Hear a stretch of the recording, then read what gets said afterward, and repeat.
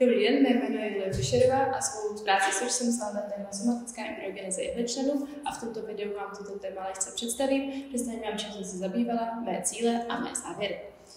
Mezi mé cíle řadím představení tohoto tématu více lidem a můj osobní rozvoj při jejím psaní, neboť jsem si na vlastní kůži vyzkoušela práci v laboratoři a postupování podle precizně strukturovaných protokolů, což mě přivádí k experimentální části této práce, v níž jsem si jako své cíle vytyčila porovnání dvou různých způsobů maturace embryogenních kultur, maturaci na tekutém maturačním médiu v magentách a maturaci na pevném maturačním médiu na filtračním papíru a porovnávala jsem výnosy dvou různých embryogenních kultur, které do tohoto experimentu vstupovaly.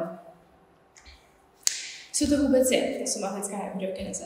Je to způsob vegetativního rozmnožování rostlin, jež konkrétně u jehličnanů probíhá v in vitro podmínkách, tedy sterilně ve skle, a nachází své využití převážně u třeba klonování geneticky výjimečných jedinců.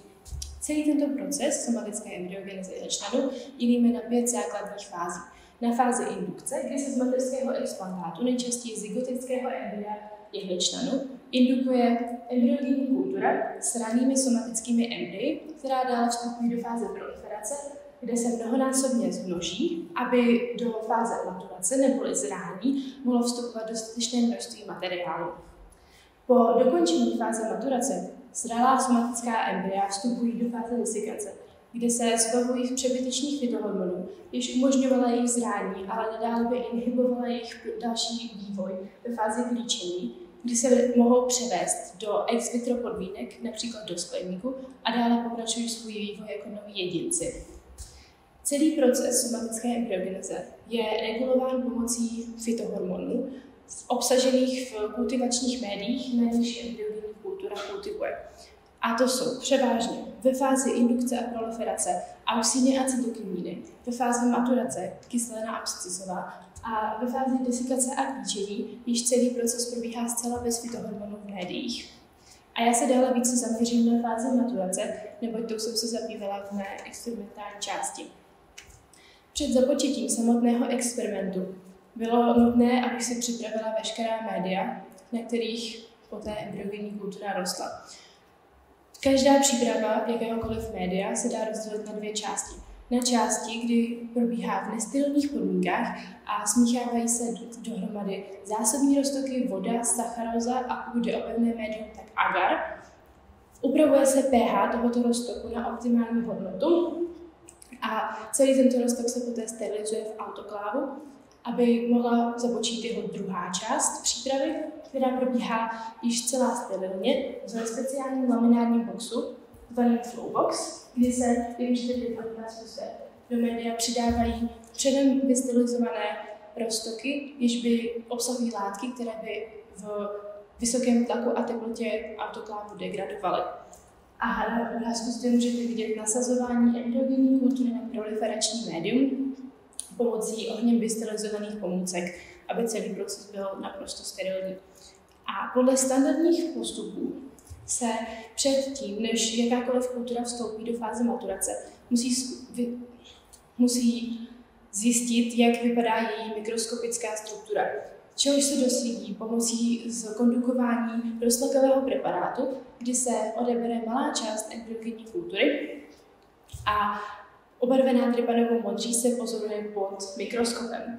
Jak můžete vidět zde na obrázcích, proliferující kulturu 23 BK/4, kde vidíte polyembryonální centrum a dlouhé suspenzorové buňky a na obrázku B je vidět záběr na samostatné somatické embryo, kde vidíte meristematické buňky a dlouhé podpůrné suspenzorové buňky.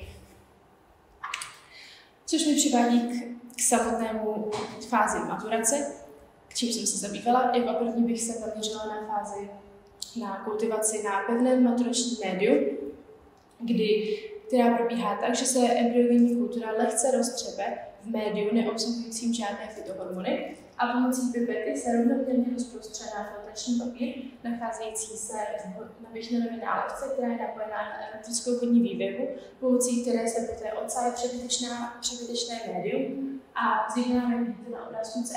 Embryogenní kultura rovnoměrně rozprostřená na filtračním papíru, když se poté položí přímo na pevné maturační médium nacházející se v Petrovo misce a uloží se do kultivační místnosti na několik týdnů.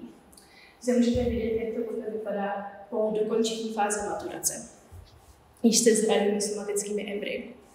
Jako další jsem se zabývala způsobem maturace na tekutém maturačním médiu, který probíhá tak, že v kultivační nádobce zvané magenta plave na tekutém médiu blovák s membránou a na membráně se nachází přímo malé kubky embryogenní kultury a kultivují v kultivační místnosti vždy týden na jednom médiu a poté se musí přesadit na čerstvé, aby se z média nevyčerpaly potřebné látky. A zde můžete vidět, jak to vypadá po dokončení fáze maturace, již se zralými somatickými embryi. Co mě přivádí k výsledkům mé experimentální části, kdy má hypotéza, že obě kultury budou mít přibližně stejný výnos, byla vyvrácena, neboť jak je vidět již z těchto obrázků, kultura 23VK/1 měla daleko větší výnos než kultura 20VK/4 na obou dvou způsobech maturace. Přičemž zde můžete vidět detail znalého somatického embrya. A z grafického znázornění je patrné po přepočtení na 1 gram stupní embryogenní kultury k výnosu zralých kvalitních somatických embryí. Je patrné, že pro kulturu 20VK/1 byla vhodnější maturace na pevném maturačním médiu na filtračním papíru, což se ale pro kulturu 20VK/4 ukázalo jako naprosto nevhodná. Což může být způsobeno tím, že každá embryogenní kultura stárne nebo ztrácí svůj embryogenní charakter jinak rychle. A je možné, že i přesto, že obě kultury byly indukovány ve stejnou chvíli, tak kultura 20VK/4 stárnula rychleji než kultura 23VK a tudíž byla její embryogenní struktura náchylnější k narušení při roztřepávání, ke kterému dochází při kultivaci na pevném maturačním médiu. A to mě přivádí k mým závěrům, tedy že každá embryogenní kultura je naprosto unikátní a je tedy třeba optimalizovat postup experimentální práce přímo pro tu jednou určitou embryogenní kulturu a nelze tedy předpokládat, jak bude tento proces probíhat. A neboť při ze snímků z roztlakového preparátu vyplývalo, že embryogenní kultury se od sebe nijak nelišily, nelze předpovídat, jaký bude jejich výnos podle toho, jak vypadají jejich raná somatická embrya.